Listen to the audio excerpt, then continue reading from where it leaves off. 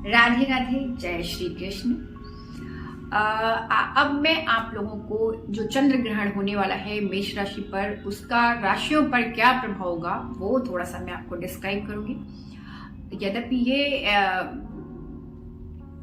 बहुत कठिन है कि 12 राशियों में ग्रहण के प्रभाव को पूरे दुनिया में बांट दिया जाए, पर मोटी तौर पर मैं बताऊंगी और उसे अपने लगन और राशि के आधार पर और बाकी ग्रहों और दशाओं के आधार पर आप इसे अपने कुंडली पर लगाकर समझ सकते हैं। तो सबसे पहले तो हम यहाँ पर मेष राशि से लेते हैं। तो मेष राशि पे चूंकि ग्रहण ही हो रहा है और ग्रहण अश्विनी नक्षत्र पे भी हो रहा है, तो यहाँ पर जो ग्रहण है ये आपको मानसिक कष्ट तो कंफर्म नहीं दे रहा है, और इसके साथ साथ व्यवसायिक क्षेत्र में आपकी उन्नति भी करा रहा है।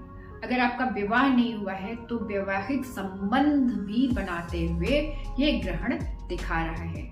इसके अलावा आपकी समाज में जो पोजीशन है, आपकी स्थिति है, उसको भी उन्नत कर रहा है, उसको भी बढ़ा रहा है, और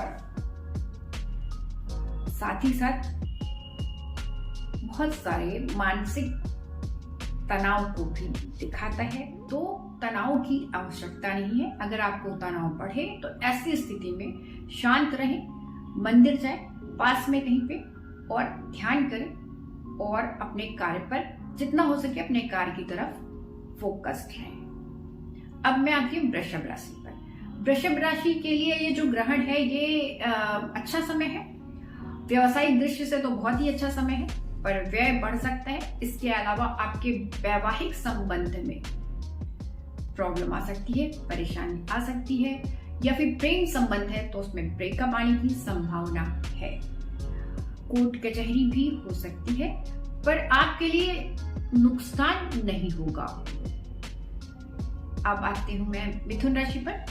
मिथुन राशि पर यह ग्रहण 11th हाउस में आ रहा है, तो एकादश भाव अगर एक्टिव होगा तो हमें प्रमोशन मिलता है, हमें अवार्ड मिलते हैं, हमें सम्मान मिलता है, हमारे आय के स्रोत बढ़ते हैं। तो ये सारी चीजें हो रही है, और चंद्रमा से अगर एकादश भाव में ग्रहण पड़ता है तो बड़ा शुभ कारक होता है। और बस यहाँ पर एक ही चीज है कि व्यवसाय में परिवर्तन की भी संभावना है। अगर आप स्टॉक मार्केट में निवेश करते हैं तो उसके लिए भी अच्छा उपयुक्त समय है। खराब सेवर केवल एक जगह पर है, जहां वैवाहिक संबंध है या प्रेम संबंध है, वहां पर कुछ परेशानियों का सामना करना पड़ सकता है, पर ये सुधार की भी संभावना को ये दिखा रहा है। अब मैं आती हूँ कर्क राशि पर। कर्क राशि से ये जो ग्रहण है वो ग्रहण चला जाता है 10th भाव में, तो आपके लिए भी ये ग्रहण अच्छा है, शुभ है। कार्य के क्षेत्र में प्रगति को दिखाता है, काम आपका बढ़ता हुआ दिखाता है। इसके अलावा अगर आपने अभी तक घर नहीं लिया है तो घर बनने की संभावना को दिखा रहा है, या कुछ कंस्ट्रक्शन दिखा रहा है, या जमीन खरीदने या उससे रिलेटेड कुछ लाभ है, उसे ये ग्रहण दिखा रहा है। इसके अलावा जो परिवार में विघटन की संभावना को दिखाता है, बच्चों के साथ आपकी अनबन को यह चार्ट दिखाता है। पुराने जो संबंध हो सकते हैं वो टूट जाए, और ऐसी संभावना को ये चार्ट दिखा रहा है। पर संपत्ति और प्रॉपर्टी से संबंधित आपके लिए यह समय अच्छा रहेगा। अब मैं आती हूँ सिंह राशि पर। सिंह राशि पर जो ये ग्रहण है वो 9वें भाव में चला जाएगा, और जो 9वां भाव है ये खिलाड़ियों के लिए स्पेशली बहुत अच्छा समय है। वो अपना दमखम अच्छे से दिखा पाएंगे और उन्हें प्रोग्रेस होगी, इस क्षेत्र में काफी प्रोग्रेस होगी। ऐसे देखा जाए तो जो सिंह राशि के लोग हैं उनके पिता के लिए ये कष्टप्रद समय होगा। इसके अलावा उन्हें कुछ मानसिक अशांति का सामना करना पड़ सकता है, पर आप अपने वर्कआउट से, अपने कार्य क्षमता से इसमें परिवर्तन ला सकते हैं और आगे बढ़ने की संभावना को यह ग्रहण दिखा रहा है। अब मैं आती हूँ कन्या राशि पर। कन्या राशि पर यह ग्रहण अष्टम भाव में पड़ रहा है, तो कन्या राशि वाले जातकों को इससे सावधान रहना चाहिए। कन्या राशि और लगन दोनों के लिए ये अष्टम भाव में है, तो थोड़ा सा पीड़ादायक बन रहा है। आपको लंबी यात्रा से बचना चाहिए।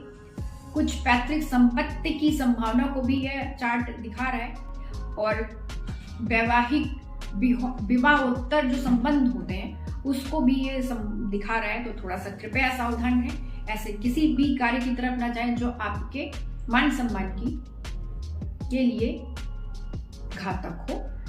और परिवार में विघटन को भी दिखाता है, तो इस तरह की किसी भी ऊंची आवाज या निगेटिव चीजें बोलने से बचें और ध्यान करें, पूजा करें। अब मैं आती हूँ तुला राशि पर।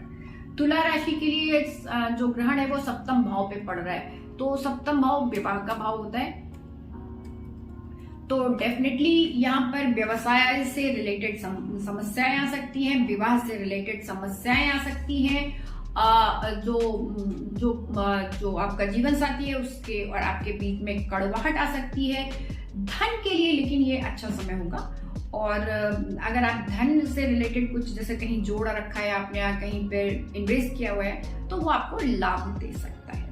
इसके अतिरिक्त अब मैं आती हूँ वृश्चिक राशि पर। तो वृश्चिक राशि से ये छठे भाव का पर पड़ रहा है, तो छठे भाव पे यानी कि ग्रहण अगर छठे भाव पे पड़ रहा है तो पहले तो एक्सीडेंट या इस तरह की चीजों से सावधान रहेंगे। आपके लिए भी लंबी यात्राएं अभी 1 महीना 15 दिन तो आप इसको अवॉइड करेंगे। इसके अतिरिक्त शत्रुओं का नाश होगा अपने आप ऑटोमेटिकली। आप कंपटीशन में अच्छा करेंगे। अगर आप एग्जाम दे रहे हैं कोई कंपटीशन का तो उसमें आप अच्छे आपके रिजल्ट आएंगे। अगर आपको कोई बीमारी है तो उसके भी शीघ्र ठीक होने की संभावना को यह चार्ट दिखा रहा है। शिक्षा में भी उन्नति हो सकती है। राजनीति के क्षेत्र में भी काफी प्रगति हो सकती है। जो राजनीति के क्षेत्र में उनमें भी कुछ परिवर्तन के साथ काफी प्रगति होने की संभावना है। अब मैं आती हूँ धनु राशि पर। धनु राशि में यह ग्रहण जो है वो पंचम भाव पे लग रहा है। अब पंचम भाव पे लग रहा है तो सीधी तौर पर संतान और संतान से संबंधित पीड़ा को दिखाता है, साथ ही साथ मानसिक कष्ट को दिखाता है। और इसके अलावा धनु राशि के लिए ये ग्रहण काफी अच्छा रहेगा, महत्वपूर्ण रहेगा, और आपकी जो भविष्य की जो योजनाएं रही हैं, जो आपने सोच के रखी हैं, वो पूरी होंगी। आप अपने कार्य और लक्ष्य की तरफ पहुंचेंगे और आपके कार्य और प्रगति बढ़ेगी, आपका मान सम्मान बढ़ेगा। अब मैं आती हूँ मकर राशि पर। मकर राशि का जो ग्रहण है वो चतुर्थ भाव पर लग रहा है, और चतुर्थ भाव पर लग रहा है तो सीधी तौर पर आपको संपत्ति या जमीन से रिलेटेड किसी विवाद में फंस सकते हैं। उससे थोड़ा अवॉइड करेंगे। 15 दिन 20 दिन 1 महीना 1.5 महीना इसे अवॉइड करेंगे। अगर विवाद की संभावना हो तो उसे अवॉइड कर दीजिएगा, क्योंकि अगर आप किसी विवाद में जाएंगे तो ऐसी स्थिति में ये बढ़ेगा। इसके अलावा जो व्यवसाय है उसमें भारी उलटफेर की भी संभावना को ये चार्ट दिखा रहा है, पर वो हमेशा नेगेटिव नहीं होगा। आपकी दशा और कुंडली के ऊपर ही डिपेंड करेगा, पर अच्छा भी समय है। और क्योंकि बहुत सारे राजयोगों में है तो डेफिनेटली नेगेटिव तो नहीं कह सकते कि पूरी तरह से नेगेटिव हो जाएगा। व्यवसायिक दृष्टिकोण से भी अच्छा ही रहेगा। अब मैं आती हूँ कुंभ राशि पर। तो कुंभ राशि से जो ये तृतीय भाव में ये ग्रहण लग रहा है, और तृतीय भाव का ग्रहण अच्छा माना जाता है, सब चीजें अगर ठीक हो तो ये ग्रहण जो होगा वो खिलाड़ियों के लिए बड़ा अच्छा होगा, और व्यवसाय की दृष्टिकोण से आपके ऊपर प्रेशर बढ़ेगा, आपके उत्तरदायित्व बढ़ जाएंगे, आप अधिक कार्य करना पड़ेगा इसमें, पर लाभ मिलेगा उससे।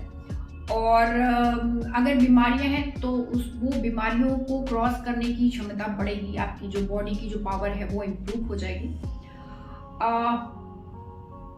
इसके अलावा अगर बीमारियां हैं छोटी मोटी तो उसे अवॉइड नहीं करेंगे, क्योंकि अवॉइड करने पर बढ़ भी सकती हैं, तो उसको ध्यान रखेंगे।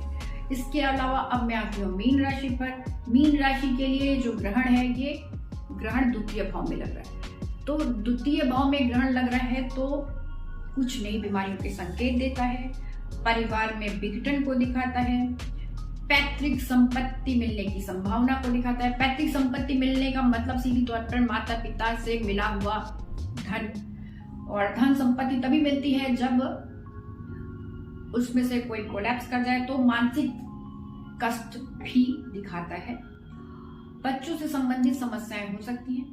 मीन राशि वाले जातकों को मृत्युंजय का जप करना चाहिए, जो कि उनको मानसिक शांति देगा। और इसके अलावा दान का भी हमारे यहाँ प्रचलन है। दान में वही दान करें जो आप दे सकते हैं, और उपयुक्त पात्र को दान देना बहुत ज्यादा आवश्यक है।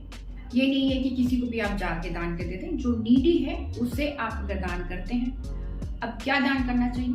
अपनी राशि के अनुसार आप कुछ भी दान कर सकते हैं। मोटी तौर पर जो चावल का दान है और विद्या का जो दान है और पेड़ पौधे लगाना है, ये अपने आप में सबसे महत्वपूर्ण और प्रभावशाली तरीके से कार्य करते हैं। राधे राधे, जय श्री कृष्ण।